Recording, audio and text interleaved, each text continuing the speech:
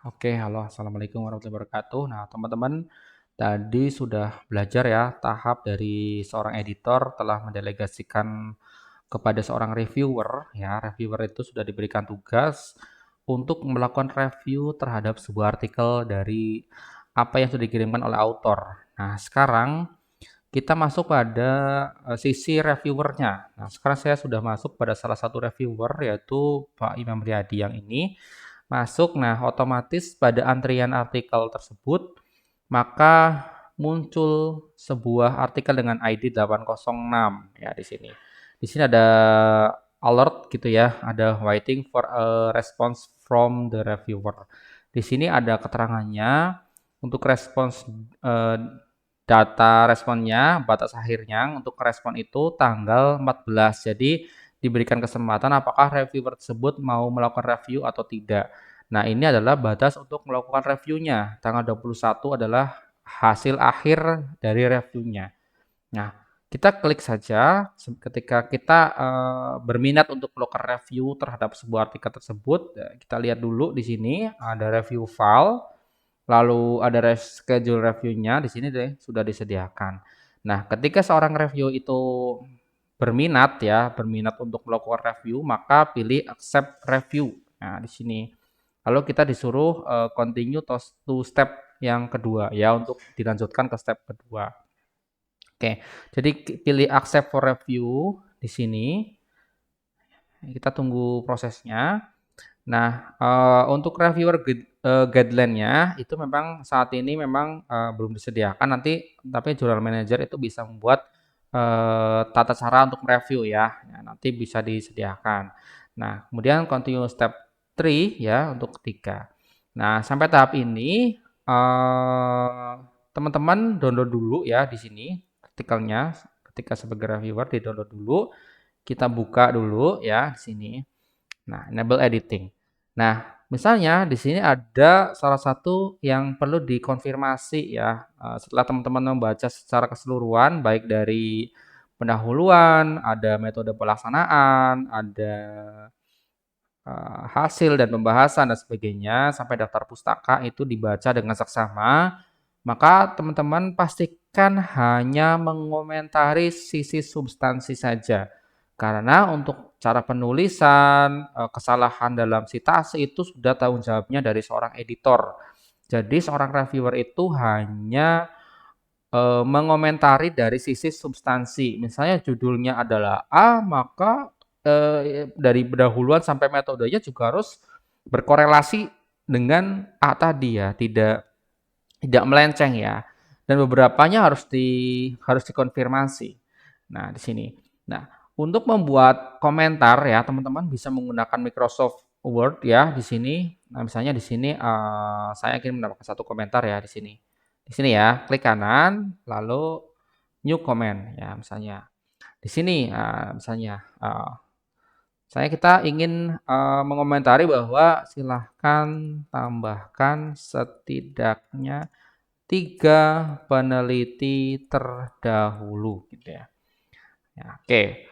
Nah, di sini ya. Di sini. Lalu di sini ternyata masih butuh dikomentari lagi. Nah, jelaskan kontribusi Anda pada penelitian ini misalnya seperti ini ya. Oke, kita komentarin.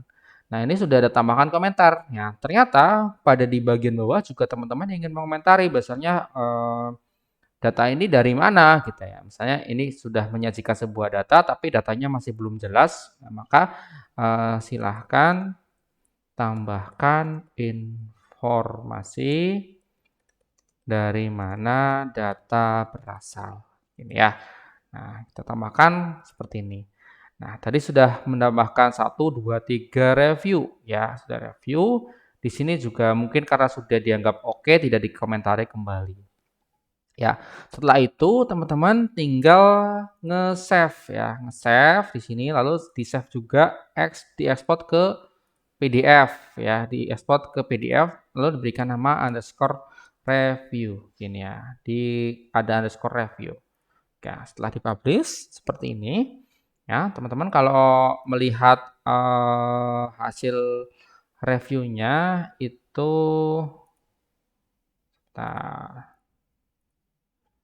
Nah ya, yang PDF ya.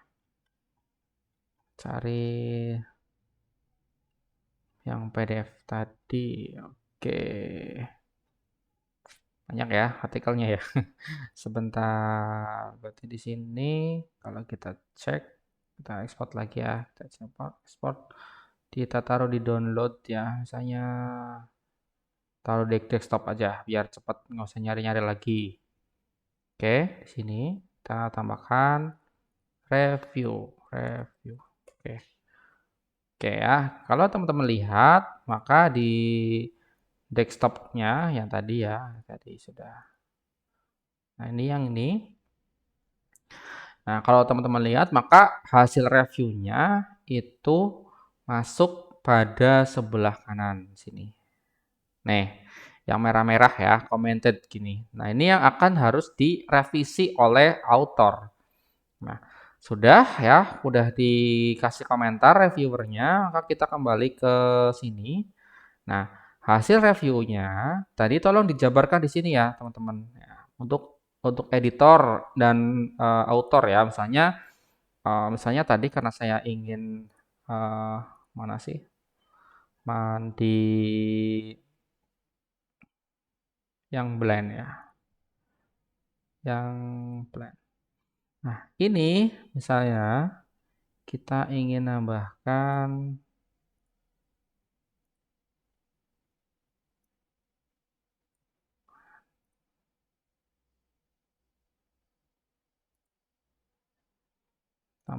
yang tadi mana? Nih, kita buka dulu. Kita buka dulu di sini. Oke. Nah, di sini kan ada ya, ada komentar. Nah, kita select aja misalnya kita kasih ya pada satu gitu ya. Pada bagian metode.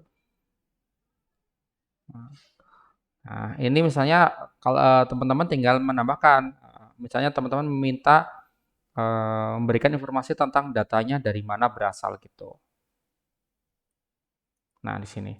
Nah, juga untuk yang lain ya, misalnya ada 3 ya 3 gitu ya, 3 komentar ya.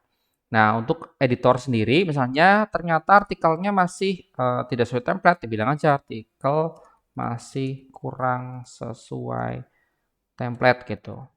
Bilang aja langsung ke editornya bahwa artikelnya memang tidak sesuai dengan template gitu. Jadi pastikan ini bisa dikirimkan ya. Jadi sudah direview secara substansi di sini. Nah, untuk tata cara penulisan itu nanti di sini di for editor only ya di sini. Lalu untuk hasil reviewnya, teman-teman ngupload yang file PDF tadi ya, tinggal diupload. Cari PDF yang sudah diekspor tadi.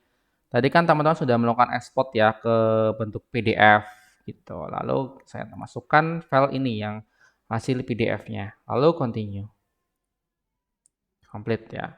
Nah, sekarang di bagian rekomendasi, teman-teman bisa milih nih apakah artikelnya diterima atau direvisi ya, revision required atau submit for review ataupun di decline ya karena memang tidak layak diterbitkan. Nah, ini boleh ya. Nah, sekarang saran saya itu mungkin kita bisa memilih antara revision required atau resubmit ya. Misalnya ini harus direvisi karena tadi ada beberapa komentar yang harus diklarifikasi oleh author. Lalu pilih submit review ya. Jadi sudah ngasih komentar baik dari sisi substansi dan editing, lalu hasil reviewnya juga udah diupload. Lalu kita bilang bahwa revision required. Lalu kita pilih submit. Oke. Nah, kita sudah melakukan submit ya, review submitted. Berarti tugas seorang reviewer telah selesai pada tahap pertama. Ya, begitulah caranya seorang reviewer melakukan review pada sebuah artikel yang dikirimkan ajudan. Oke, terima kasih. Nanti kita akan masuk pada seorang editor membaca hasil review yang akan disampaikan kembali ke author. Oke ya, terima kasih. Sampai jumpa pada seri OJS berikutnya.